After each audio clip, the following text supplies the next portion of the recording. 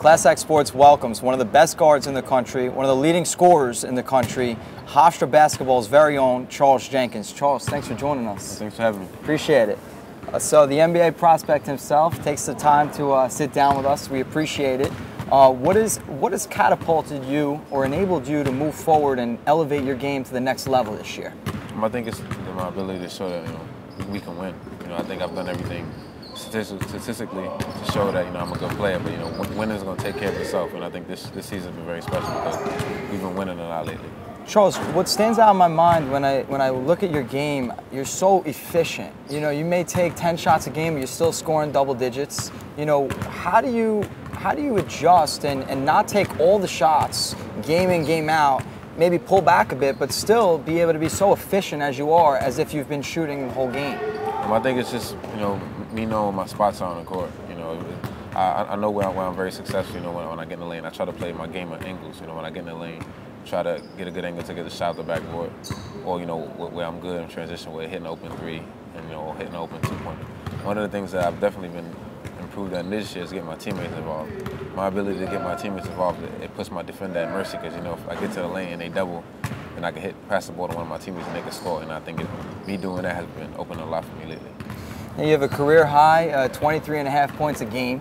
You're averaging 5 assists per game, so that's showing on the stat sheet. But what has enabled you to be able to now set new standards for yourself? Career highs in both points per game, assists per game. Your rebounds you still have averaging over 3 rebounds per game. Really to be that versatile player to get you that next level. I think it's just me being a senior. I want to come out and play my hardest every night and do what it takes for my team to win. My coach always tell me, if I rebound, score, and defend, we're gonna be successful. I think it's been shown in my stat sheet. Every night a team's gonna have a target on my back and try to stop me from scoring. But my 5 assists have been coming from me. Coming in, getting in the lane, and creating opportunities for my teammates. What do you think is what have you learned most from Coach Cassara, aside from the game of basketball itself, unless it is something that's on the court that's really stuck out in your mind? I think it's just the way he approached every day. No matter what happens, he never showed any emotion. Like, if we lose the game, he just learned how to let things go. As a basketball player, there's so many possessions in the game. You can't let, one bad shot or one turnover affect the way you play. It's just letting things go and going on to the next play. Charles, you have 2 overtime wins this year, and you put up 35 and 40 points both of those games. What is it about you that allows you to elevate to that next level late in the game and when it's really crunch time? It's just the will to win. I hate losing. When the game going to overtime, both games I went to overtime, it was both teams giving us a second chance. Both of those games we had to fight back, and they could have, ended the game in regulation, but they gave us, an extra 5 minutes, play for a win. That's when I decided, it's time for me to take over the game, whether it's making shots or getting my teammates involved. Charles, anytime you're on the court, whether it's around your teammates, your fans, your coaches, it seems like you got this buzz around you. People just respond to you. They light up when they're talking to you. Is this something that you just grew into? Is this something that happened overnight? Is this a transformation over time, to be the leader that you are today? Yeah, I think it all started my freshman year when I got here. When I got here, I had 3 stars on the team, Lawrence Stokes, Antoine Agudio, Carlos Severa, and I watched them deal with, all this attention every night. And I had an advantage because it was 3 different players, so I watched, 3 different personalities and the way they took part in taking on all this attention. And I think I just developed the same thing as far as, handling it. Just be very humble and be myself. I'm a very shy guy. It's hard to tell when I play basketball. I'm very, up and screaming and things like that. But right. Handling it, I just learned to stay humble and I've been good like that. You speak about Antoine Agudio. You're coming up on his record of all-time points at Hofstra. What does that mean to you to be 15 points away from being the leading scorer in the history of Hofstra basketball?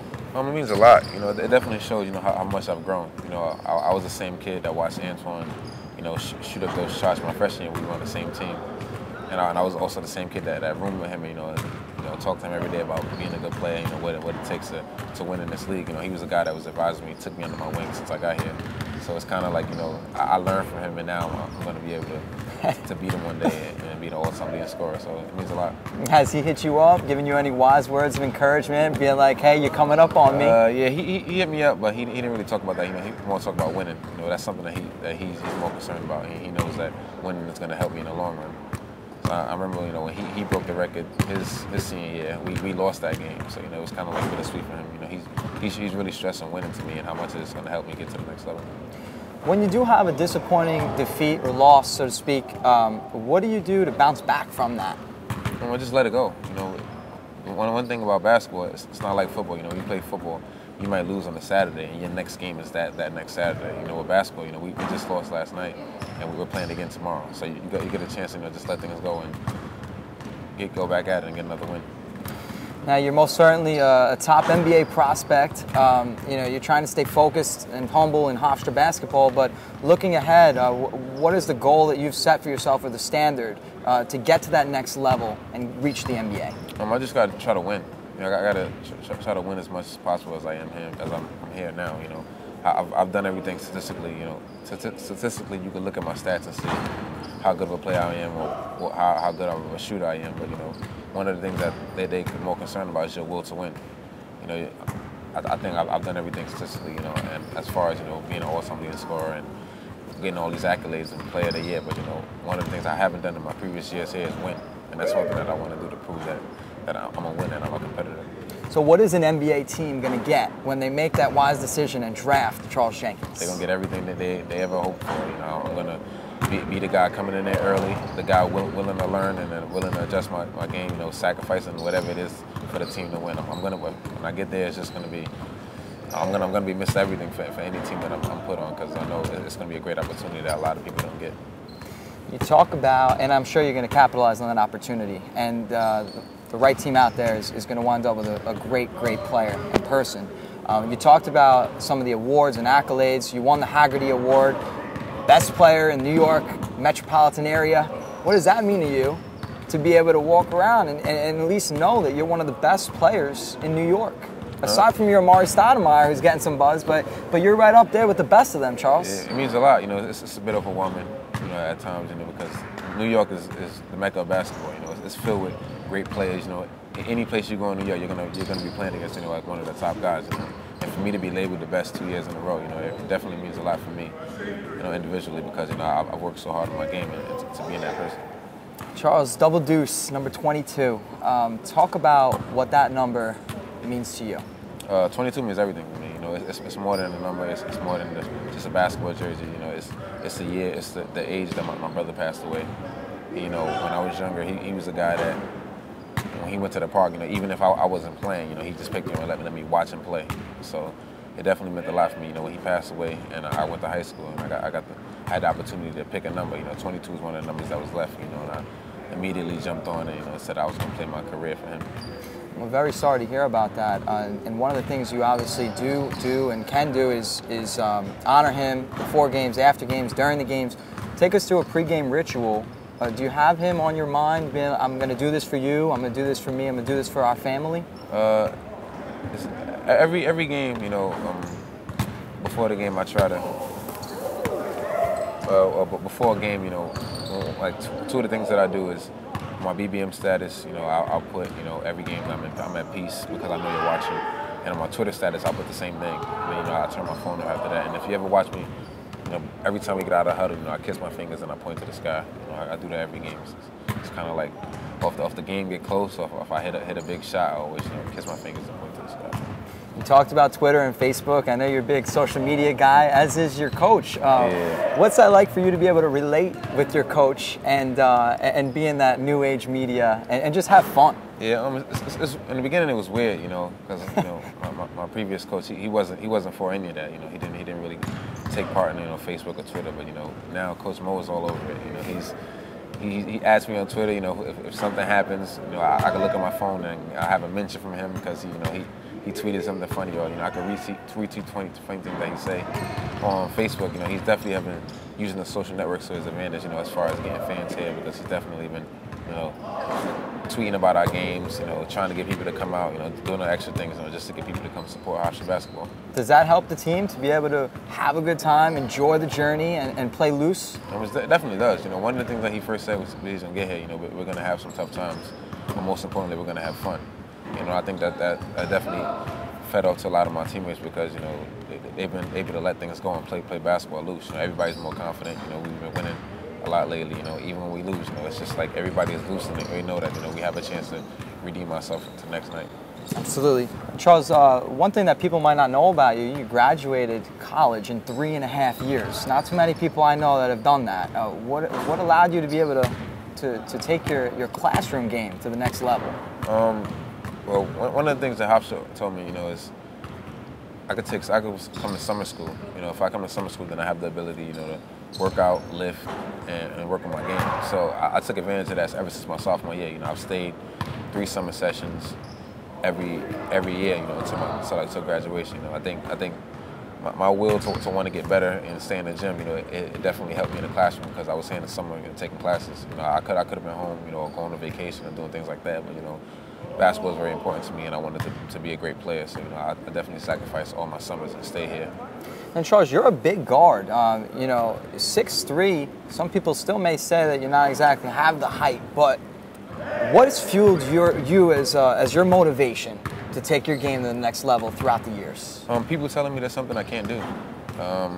I've been doubted all my life, as a basketball player, and I think that's one of the ways I became successful because people tell me, you won't play Division I basketball. You can't go to Division I school. Your high school team's not good enough to get you where you need to be. I just took everything bad that someone said to me, and made it positive. Now I know you lead by example on and off the court, in and out of the classroom. What are some of the short-term goals that you've set for yourself? Well, I just want to win. I think I've done everything I possibly could here at Hofstra. But I just want to win and get to the tournament. And I think you're on your way, and hopefully things will work out for you, whether it's NIT or you actually make it to that March Madness bracket. Right now, is it really just short-term? Do you have any long-term goals? Is NBA even in the back of your mind? It's only natural? Yeah, naturally it's in the back of my mind just because, I know night in and night out that the scouts here to see me play. But, one of the things that I'm really, really concerned about is just winning. As a senior, I want to go out. I don't want to live my senior year in regrets. I don't want to leave as a senior and be like, I wish I did this, I wish I did that. I just want to win as much as I can so I can be satisfied at the end of the year. And Charles, wrapping things up a bit, we appreciate you taking the time to sit down with us. Does a coach ever say to you before a game, hey, I want you to take over. I want you to shoot 15, 20 times this game, or does that something that just happened with the natural flow of the game? Yeah, coach always told me to be more aggressive and take more shots. He felt that sometimes when I take less shots, I'm not being aggressive. But there's sometimes in a game where the game gets tight. It's time for me to make a big play. Coach will look at me. Tell me, take over this game. To bring this one home. So whether it's hitting your jump shots, whether it's leading your team to victories, or whether it's finishing strong at the hoop, hitting all your free throws, you're averaging over 23 points a game, 5 assists, 3 rebounds a game, and you're really just elevating your game to the next level. Your field goal percentage is higher than it's ever been, and you're more efficient and more of a leader than you've ever been up until this point. And we really just wish you the best. And we appreciate you putting Hofstra and New York basketball back on the map. And we wish you the best of luck, and we look forward to tracking your progress into the NBA draft as well as the March Madness tourney. Thank you. Thank you very much, Charles. Appreciate it. I'm Jared Ginsberg. This is Charles Jenkins, and you're watching Class Act Sports. Hofstra fans, it's my last semester at school. I really love, if you come out every game. You've definitely been an influence in my career. I definitely look forward to seeing you guys every night. I'm pumped up to see you guys this Saturday, Drexel, 4 p.m.